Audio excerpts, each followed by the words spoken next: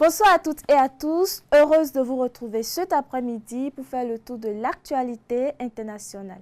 Au sommaire de ce journal, en Côte d'Ivoire, entre précarité économique et pression politique, les professionnels des médias dénoncent les conditions de travail de plus en plus difficiles. En RDC, le président Abdel Fattah el-Sisi réaffirme le soutien du à Kinshasa dans la lutte contre l'épidémie d'Ebola. Et puis en Afrique du Sud, plusieurs ressortissants nigériens ont été rapatriés à la suite de nouvelles violences anti-immigrés qui ravivent le débat sur la place des étrangers dans le pays. Apprendre chauffeur, c'est sentier. Oui, c'est sentier.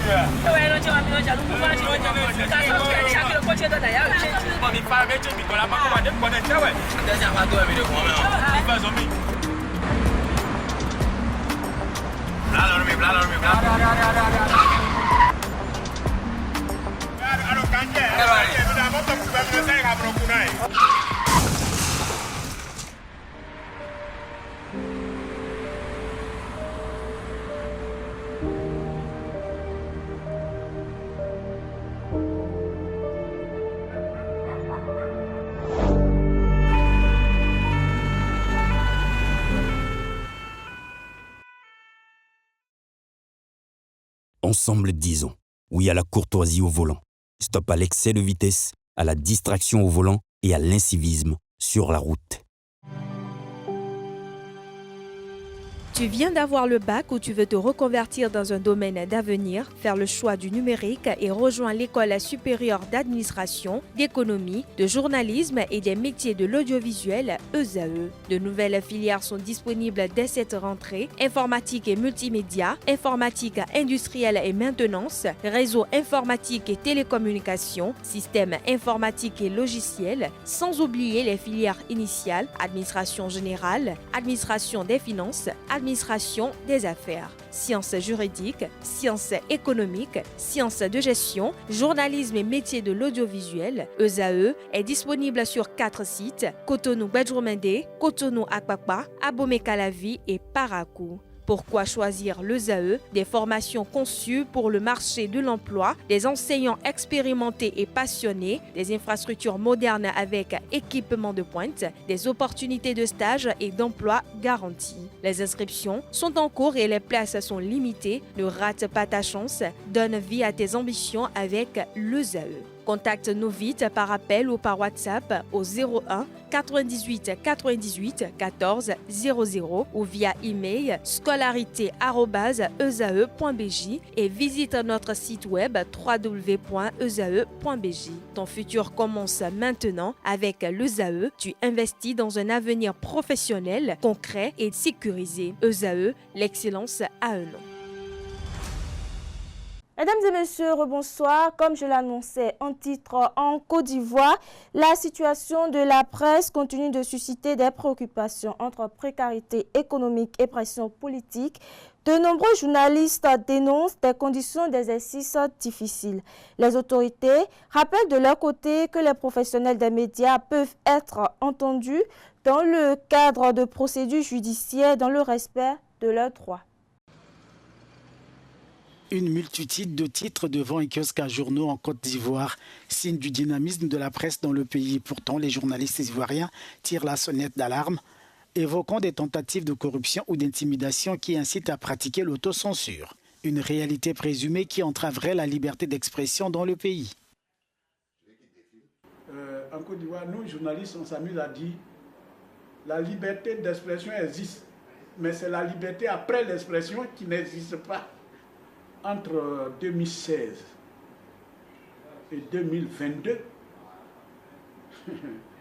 le journal La Voix originale a comptabilisé au moins 56 sanctions. En juillet de l'année dernière, le journaliste béninois Hugues Komlan Sosukpe a été arrêté en Côte d'Ivoire et extradé vers le Bénin malgré son statut de réfugié politique au Togo. La loi dépénalise les délits de presse, mais ça n'empêche pas le pouvoir de prendre les journalistes et de les interroger pendant des heures et des heures. Voilà, à la brigade de recherche. C'est pas une vie, ça.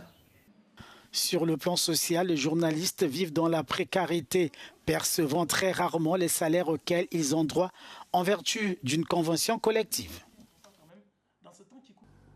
La presse ne paye pas aujourd'hui. La presse ne paye pas. Du coup, les gens viennent à ce métier-là, ils ne sont pas rassurés. Et ça ne responsabilise pas.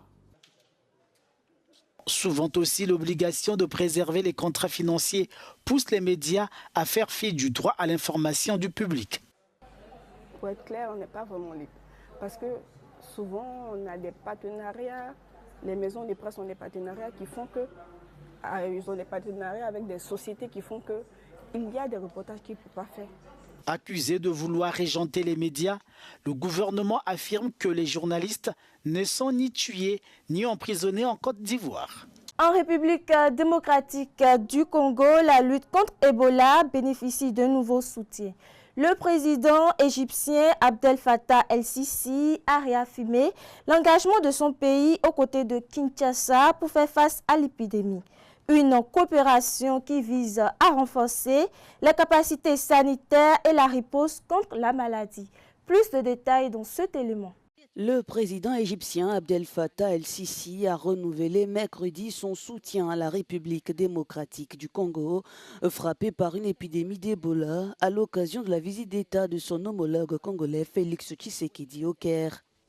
Sur le terrain, la situation reste préoccupante. Des dizaines de personnes ont perdu la vie en moins d'un mois depuis que la maladie a été déclarée dans l'Est le 15 mai dernier.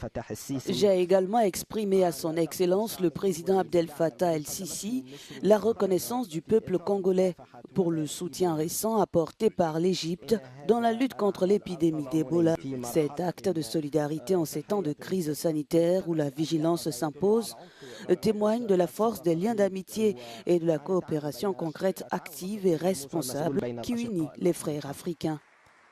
Les deux chefs d'État ont signé une série d'accords. Parmi les domaines concernés figure la création d'un pavillon de chirurgie cardiovasculaire au centre hospitalier La Renaissance à Kinshasa.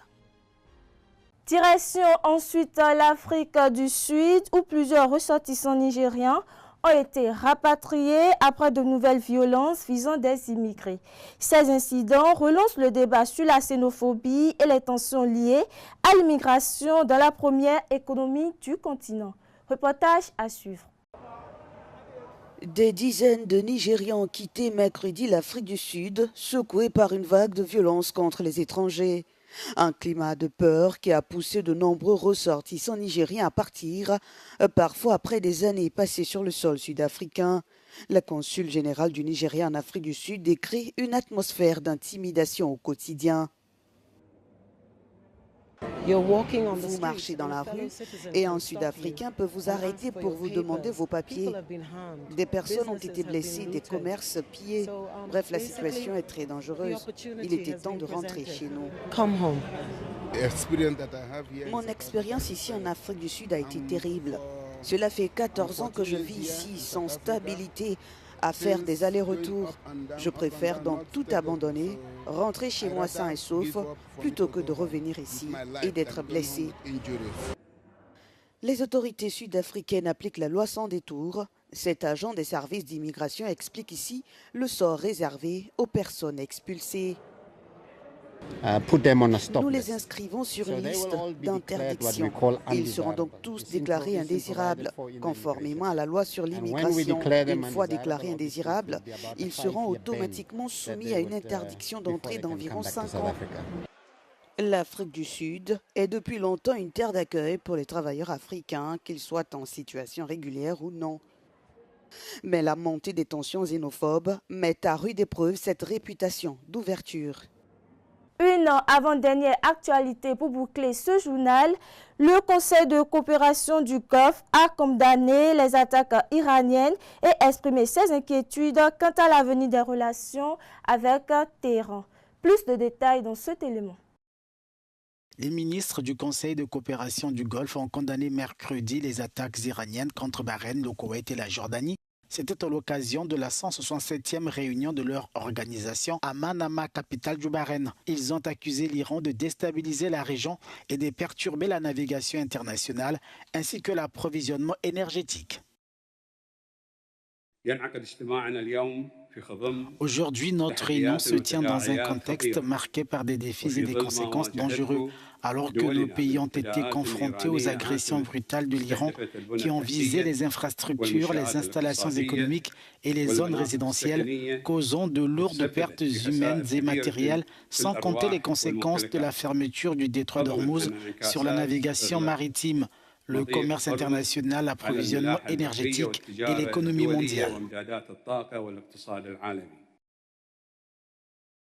Le Bahreïn, le Koweït et la Jordanie, pris pour cible par l'Iran, accueillent des bases militaires américaines.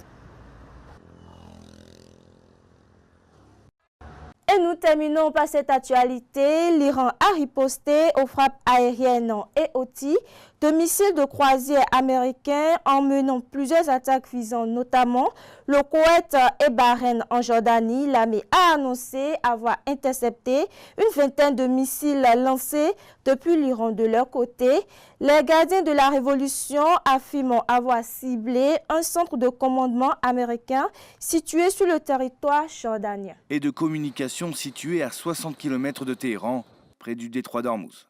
Ces frappes sont une réponse à l'agression injustifiée et persistante de l'Iran. La réaction de la République islamique ne s'est pas fait attendre. En raison des actions hostiles et continues des criminels américains et du début des attaques de l'armée agresseuse et compte tenu de l'insécurité qui règne dans la région, le détroit d'Ormuz est fermé au passage de tous les navires, y compris les pétroliers et les navires commerciaux. Tout transit par le détroit sera ciblé. Par ailleurs, les gardiens de la Révolution ont annoncé avoir lancé des contre-attaques contre des bases du Bahreïn, du Koweït et de la Jordanie qui abritent des troupes américaines. C'est la troisième fois cette semaine que des frappes croisées mettent à rude épreuve le cessez-le-feu entré en vigueur le 8 avril. Dans le cadre de négociations menées sous l'égide du Qatar et du Pakistan, les États-Unis cherchent à obtenir la réouverture du détroit d'Ormuz et l'ouverture de négociations sur le programme nucléaire iranien.